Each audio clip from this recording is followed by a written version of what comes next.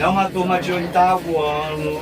Neste ano eu já trabalhei com eles as religiões afro-indígenas. E a gente quis fazer esse trabalho na feira para trazer esse grafismo, né? Corporal, como ele é importante para vocês. Então, meu amigo, a gente gostaria que fizesse uma fala aqui para eles, tá? Fique à vontade. O nível do meu povo é a Naruca, né? Pela tarde. Primeiramente agradecer, né, o companheiro aqui que estava nesse vídeo com nós, que fez o convite, né? Eu tenho recentemente aqui pro Guamá, no Guamá, alguns dias. Me mudei daqui para Belém em abril ali mais ou menos, depois que eu veio da TL em Brasília. Enfim, vendo pagar um pouco da minha contribuição, né? Ele falou um pouco do que estava acontecendo e tudo mais. Outra parada que eu quero falar para vocês é que vocês dêem uma atenção real. Tá ligado? Tipo assim, se organiza todo mundo aqui, para de tentar um pouco, quem tá lá atrás vem pra cá. Quem não tiver interessado, peço que dê licença, porque fica muito difícil da gente dialogar, né? Trocar uma ideia legal. E é isso, pessoal. Eu peço que vocês dêem uma atenção legal, tem cadeira aqui, tem cadeira ali, ó. Enfim, e a galera que tá tentando, puder dar uma parada para dar uma atenção, porque eu vim de dar uma visão 1000 graus sobre grafismo indígena, sobre o movimento indígena, sobre o meu povo, sobre o meu território, sobre o meu bem, tá ligado? E eu quero pedir a atenção de vocês. Eu sou da Grafium, sou do povo Grafium, né, indígena lá do oeste do Pará, no extremo oeste do Pará. Alguém aqui sabe onde é Santarém? Sim.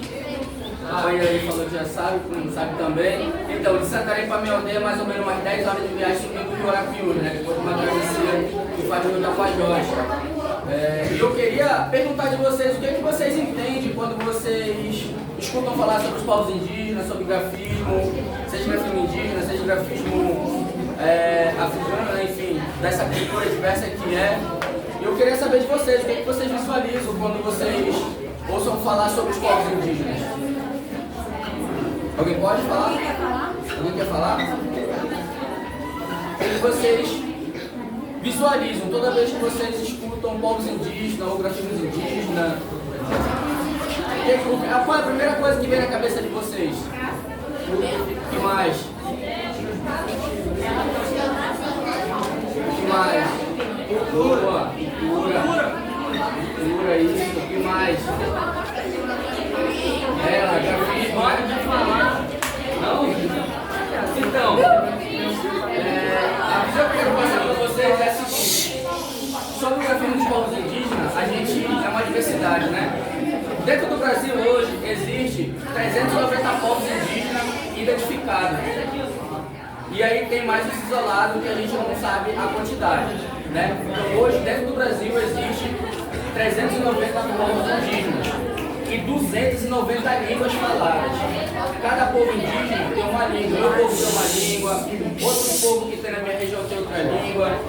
Dentro da minha etnorregião existe 14 povos e cada povo tem uma língua, né? A língua do meu povo é o Lingatu, né? Onde a gente lá se comunica no território, troca ideia, enfim. Mas a gente também tem que entender que a gente tem que aprender a língua do branco, do não indígena, né? Pra gente ocupar espaço. E uma visão que eu quero passar 1000 graus pra vocês: todo mundo aqui mora no Guamá, todo mundo é do Guamá, geral do Guamá.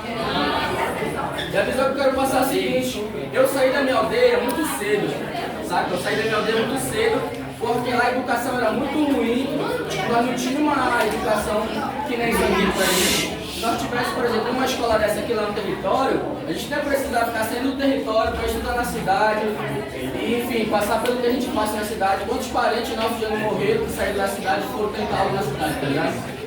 E aí eu fui morar na cidade muito cedo, tive a vivência na periferia de um bairro lá de Santarém, que é o Ipanema. E eu morei 10 anos da minha vida lá, né? E aí quando foi esse ano eu mudei para Belém. Só que eu nasci no movimento, cresci no movimento indígena, né? Que é a luta do meu povo, luta pelo território, luta por direito, por uma série de coisas. Né? A gente sabe que a gente que está aqui na periferia, nos territórios, na beira de rio, dentro da floresta, tem que entender isso. A gente tem que se politicar sobre isso. E eles não querem que nós entendamos sobre isso. Saca? Então, um grafismo desse aqui, por exemplo, para nós é um símbolo de resistência, de luta. No mapa de 1600 que tem no Brasil, o meu povo já estava lá antes de 1600.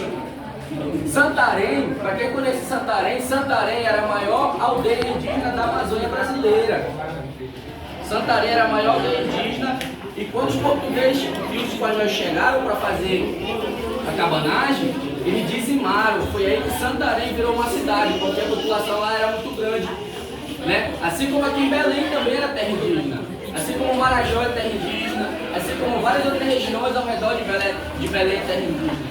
Belém era uma aldeia indígena que era do território marinho, né? A gente tem estudos que apontam e confirmam, né, quantos parentes que está fazendo retomada hoje dentro de Belém dos seus povos.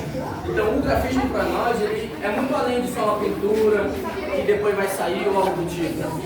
Pintura para o meu povo é a identidade, é o que me identifica. Se eu chegar na outra aldeia, do outro parente com o grafismo do meu povo, ele sabe que eu sou daquele povo. Se eu chegar sem grafismo, ele também nem identifica, mas se eu chegar com grafismo do meu povo, ele vai bater o olho e falar, pô, é do povo Arapium, bater o olho do povo Kumaruara, do povo Tupinambá, né? Então, ele é muito além. E também, ela é uma ligação espiritual muito grande, né? No nosso território, a gente agradece muito o espírito da floresta, o espírito da água, o espírito da terra. A gente tem o conhecimento que tudo que a gente usa, veste, come, mora, senta, tudo vem da terra, tudo vem da terra. A gente tem essa ciência que tudo vem da terra. Então se a gente não cuidar da terra, daqui a um tempo a gente não vai ter mais isso, a gente não vai ter como plantar, a gente não vai ter como colher, a gente não vai ter como criar. E nós povos indígenas temos feito com que isso não aconteça no nosso território. Né? O agronegócio predatório está aí, o garimpo ilegal predatório está aí, o madeireiro ilegal predatório está aí. Talvez vocês, eu sei que vocês moram em outro contexto, vocês não vão entender. Mas essa galera do agronegócio, essa galera que prega o agronegócio bonitinho lá na Globo, pois é, eles querem roubar nossas terras lá no nosso território, é eles que estão matando nós lá. Lá no Mato Grosso do Sul, vocês sabem, né, que a região de Mato Grosso do Sul é a região que mais tem agronegócio, né? Lá não tem quase floresta, tu passa de avião em cima, só é soja, milho, arroz. Lá tem o território dos parentes indígenas, Guarani Kaiowá, o nome do povo. E lá eles trocam tiro, que nem filme. E vocês não veem isso na TV. Eu quero mostrar isso. Durante a Copa que estava rolando aqui, pois é, os ganheiros de terra estavam querendo roubar os territórios dos parentes lá e mataram um parente nosso a sangue frio. No dia que estavam negociando terra indígena aqui dentro da Guizone, mataram um parente nosso lá a sangue frio com um tiro na cabeça. E ninguém falou nada aqui na Copa. Saca? Quantos amigos de vocês também não morrem por injustiça aqui na quebrada de vocês? Mostra, sacou? Porque para eles é muito melhor um preto favelado morto do que um preto favelado rico, livre. Para eles é muito melhor uma mulher morta do que uma mulher livre, tá ligado? Então, tipo assim, isso a gente tem que pegar a visão desde cedo. Tudo aquilo que passa na Globo é uma ideia de capitalismo. E vocês só estão nessa aqui agora por conta do capitalismo. A gente lá no território, a gente sabe que a gente não vai acabar o capitalismo. A gente tem como minimizar. Lá no território a gente não precisa comprar carne todo dia, arroz todo dia, feijão todo dia, farinha todo dia. Por quê? Porque nós planta. Porque nós cuidamos da floresta, então nós caça. Nós cuidamos do rio, então nós pesca. Sacou? Então, tipo assim, se hoje a galera já não pesca aqui em Belém, já não caça, por quê? Porque os caras do governo, tanto federal quanto estadual, estão matando os rios. Quantas obras vocês não viram durante a COP aqui? Esses canais que vocês veem em Belém, tudo era rio. O rio Tucunduba rasga Belém de fora a fora. E ele virou simplesmente o rio Tietê de São Paulo. Alguém já ouviu falar do rio Tietê de São Paulo que morreu? Pois é. Se o povo de Belém não se cuidar, daqui a um tempo ninguém mais toma banho no Guamá. Ninguém vai tomar banho no Cumbu. Porque esses córregos que tem na cidade, que virou esgoto, tá indo tudo pro rio. Entende? Então é isso. E a gente está nesses espaços aqui hoje, para nós, é uma forma de resistência. Eu saí do meu território, conseguir entrar numa escola dessa e passar uma visão do meu território, um entendimento, para nós é muito válido, para nós é muito importante. Assim como nós temos muito a ensinar, nós temos muito a aprender com vocês também. Porque vocês cresceram num contexto, nasceram num contexto, vão viver um contexto, e eu estou lá em outro. Eu estou aqui morando desde abril, e tudo que eu quero é ir embora do meu território, que eu não aguento mais essa cidade. Porque aqui é muito quente. Lá no meu território, quando está muito quente, a primeira coisa que a gente sai é ir pro rio, dar um mergulho, garapé, cachoeira. A gente não come tanta besteira lá. A gente tem muita fruta no território, o território é muito farto. né? Imagina se todo mundo tivesse a consciência que nós povos indígenas, a gente tem a consciência de pensar no que a gente vai comer. Se a gente tem a ciência que se o ser humano ele pensasse no que ele fosse comer todo dia, ele plantaria. Se ele tivesse o entendimento que tudo vem da terra, ele plantaria. Saca? A gente fala da meritocracia, né, que é pregada, mas a gente vê que a meritocracia ela não rola só de chegar numa escola dessa e ver, tipo assim, todo mundo imprensado numa sala dessa, saca? Um amigo meu, que é o Galo de Luta, alguém conhece o Galo de Luta aí? Segue ele. Alguém conhece o Galo de Luta lá de São Paulo? Então, ele é um grande amigo meu. E ele fala que não é sobre esquerda nem direita. Né? Enquanto o povo ele briga pela esquerda e pela direita, o governo ele esmaga nós de cima, tá ligado? Porque nós está aqui embaixo, é nós que sente a mudança climática na pele, essa porrada de chuva que alaga a Belém, é a galera que sente, entendeu? Então assim, isso não é só aqui, eu falo de Belém, mas também falo da minha região, lá também é uma cidade. Nossa, pra mim estar aqui hoje, vários parentes morreram. Vários parentes morreram para mim estar ocupando espaço numa escola, numa universidade que eu estou hoje, né? Hoje eu curso cinema e audiovisual da UFPA, né? Eu sou comunicador indígena, sou influenciador indígena também, né? A galera que tem Instagram, depois quiser dar um chega lá, só falar que a gente também segue de volta, enfim, troca uma ideia também. Quem tiver mais curiosidade, depois quiser ir lá, mandar uma mensagem, eu estou aberto a tirar qualquer dúvida, né? Então assim, eu quero passar essa visão para vocês que não é só vocês que passam o problema aqui dentro da periferia, sabe? Quando eu cheguei lá no meu território, que eu cheguei aqui no Guamá, a primeira coisa que eu vi foi que a gente está no mesmo barco, tá ligado? Que a gente está na mesma luta por uma educação melhor, por uma saúde melhor, por uma qualidade de vida melhor.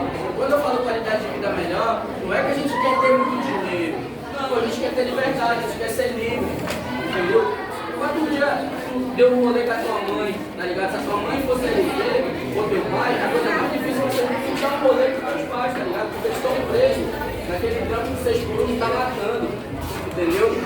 E o quanto é importante a gente politicar, por exemplo, hoje, se eu não me engano, não sei se foi no México ou foi na Itália, hoje, lá nesse país, foi derrubado a escala 6 por 1.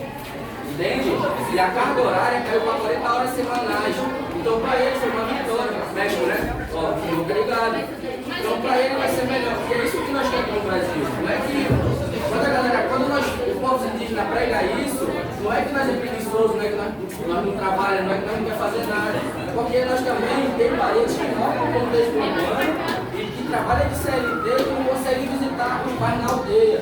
Porque ele trabalha grande, porque o capitalismo mata. Entende? E o capitalismo ele é uma ideia de destruição do mundo mesmo. Se o capitalismo não for derrubado ou algo do tipo, é mais fácil acabar o mundo do que acabar o capitalismo. Mas os povos indígenas chegam e pregam que é mais fácil acabar com o capitalismo, organizando o nosso povo, do que o capitalismo acabar com o mundo. Entende? A gente está falando de mudança climática, a gente está falando de identidade visual, a gente está falando de grafismo. E tudo isso aqui, ó, tudo isso aqui é resistência. O Managô que plana na cabeça é resistência, por exemplo. Saca? Então, tipo assim, essa visão que eu queria passar para vocês, eu queria deixar aberto algumas perguntas, se vocês têm dúvidas, têm curiosidade em saber, ficar atual também. A gente tem esse diálogo, né, ter essa troca. Ficar à vontade.